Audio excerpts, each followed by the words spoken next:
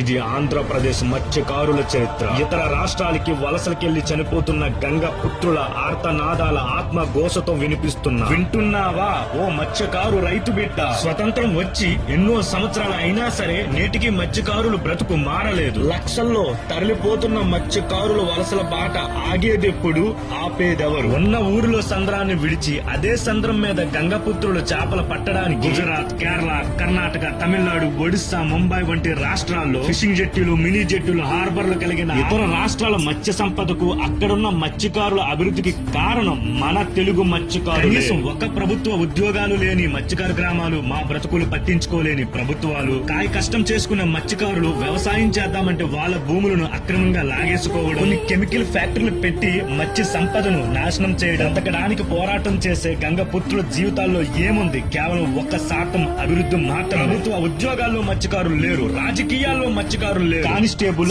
Army, ఉపాధ్యాయులు, university, bank ఉద్యోగాల్లో మత్స్యకారులు లేరని మీ అందరికీ తెలుసు. భారతదేశంలో 18 నుంచి 20 రాష్ట్రాల్లో మత్స్యకారులు తల ఎత్తుకుని గర్వంగా బ్రతుకుతుంటే ఆంధ్రప్రదేశ్ రాష్ట్ర మత్స్యకారులు మాత్రం వేరే రాష్ట్రాల్లో తల దించుకుని బ్రతుకుతున్నారు. కానీ ఏదో ఒక రోజు మా మత్స్యకారు జీవితాల్లో ఆ మహావిష్ణు మత్స్యావతారంలా, భీష్మన ఉగ్ర రూపంలా, గంగపుత్రుల కన్నీటి శోక సంద్రము నుంచి సముద్రం ఉప్పొంగినట్టు ఎగసపడి ఆ గంగమ్మ తల్లి సాక్షిగా బ్రతకడం కోసం పోరాటం చేస్తూనే ఉంటాం. జై గంగపుత్ర, జై హింద్.